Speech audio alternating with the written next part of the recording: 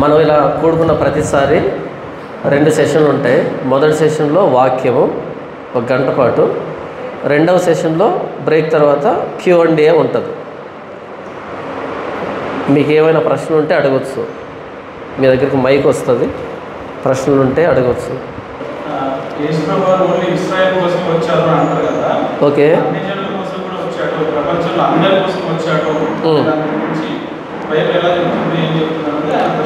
Okay. బైబిల్లో ప్రభువైన యేసుక్రీస్తు వారు ఇశ్రాయేలు కోసం వచ్చాడని కొన్ని చోట్ల వ్రాయబడింది. మరి అన్ని జనుల కోసం కూడా వచ్చాడా అనేది మీరు అడుగుతున్నారు కదా. అది ఒక స్ట్రాంగ్ ఎవిడెన్స్ కావాలంటున్నారు కదా.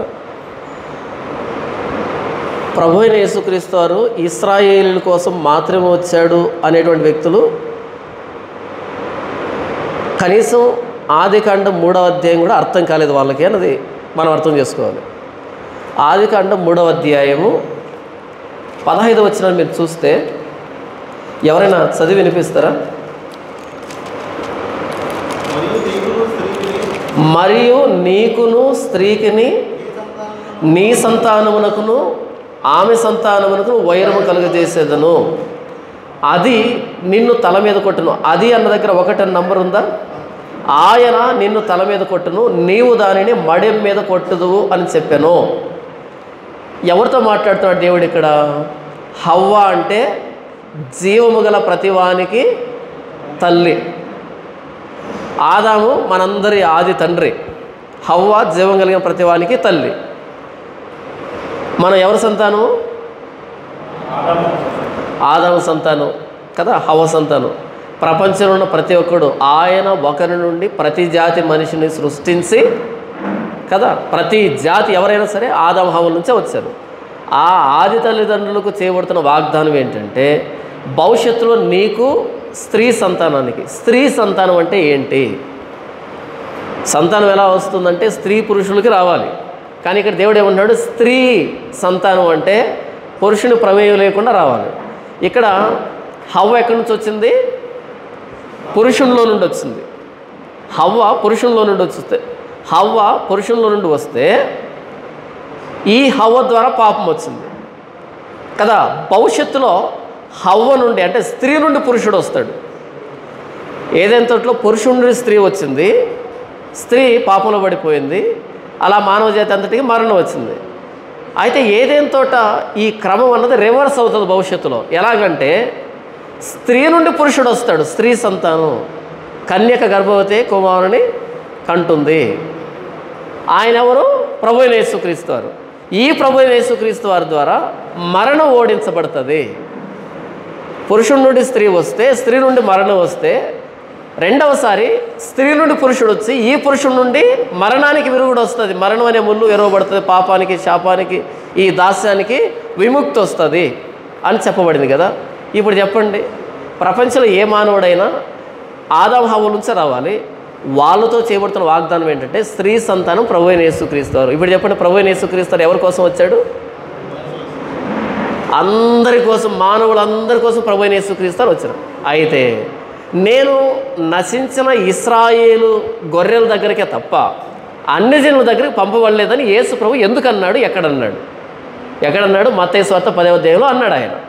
మత్తయి సువార్త 10వ అధ్యాయం 5వ వచనంతో మత్తయి సువార్త అయిపోయిందా, లేకపోతే 28వ అధ్యాయం చివరి వచనం దాకుందా? కదా 28వ అధ్యాయం 19 నుంచి మనం చదివితే, ఇప్పుడు నాకు భూమి మీదను పరలోకం మీదను సర్వాధికారం ఇవ్వబడింది, కాబట్టి మీరు సర్వలోకానికి వెళ్ళి, సర్వ సృష్టికి వెళ్ళి సువార్త ప్రకటించి నా గురించి చెప్పి నాకు శిష్యులుగా చేయండి అని అక్కడి నుంచి గ్రేట్ కమిషన్ అంటారు దాన్ని. అక్కడి నుంచి అపోస్తులు పంపించాడు. మరి 10వ అధ్యాయంలో నశించిన ఇశ్రాయేలు గొర్రెల దగ్గరికి ఎందుకు అన్నాడు అంటే, ధర్మశాస్త్రం ఇవ్వబడింది వాళ్ళకే. ఆ ధర్మశాస్త్రం తీసుకున్న మోషే కూడా నెరవేర్చలేదు. కాబట్టి మొదట ధర్మశాస్త్రాన్ని నెరవేర్చినప్పుడే ఆ వ్యక్తి మాటని మిగిలినటువంటి ఇశ్రాయేలు వినడానికి అర్హత వస్తుంది ఆయనకి. అందరిలాంటి వ్యక్తి అయితే యేసు ప్రభు, ధర్మశాస్త్రం నెరవేర్చలేనటువంటి వ్యక్తి అయితే యేసు ప్రభు మాటని మిగతా వాళ్ళు వినేదానికి అవకాశం లేదు, యూదులు వినేదానికి అవకాశం లేదు. కాబట్టి ధర్మశాస్త్రాన్ని తీసుకున్న మోషే కంటే దాన్ని గొప్పవాడైనప్పుడే, ధర్మశాస్త్రం నెరవేర్చినప్పుడే యేసు ప్రభు చెప్పడానికి అర్హుడవుతాడు యూదులకి. కనుక ధర్మశాస్త్రం పట్టుకున్న వాళ్ళకి మొదట వీళ్ళకి సువార్త ప్రకటించబడాలి, రాజ్య సువార్త ప్రకటించబడాలి.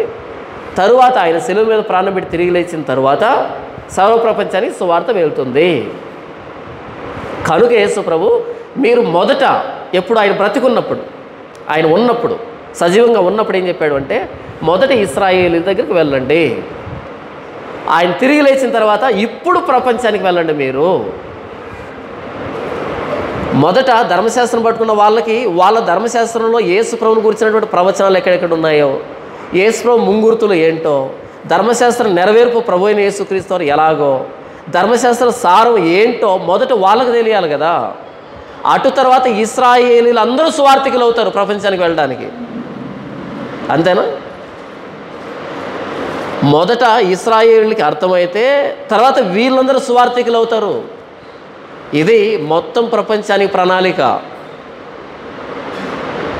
కనుక ఆయన ఇశ్రాయేల్ కోసమే వచ్చాడు, అన్యజనుల కోసం రాలేదన్నది అపరిపక్వమైనటువంటి ఆలోచన. నేను మిమ్మల్ని అనట్లేదు, ఇది బయట తిరుగుతున్నటువంటి ఆలోచన. ఇదిగో ఇక్కడ ఇలాగ ఉంది కదా అని.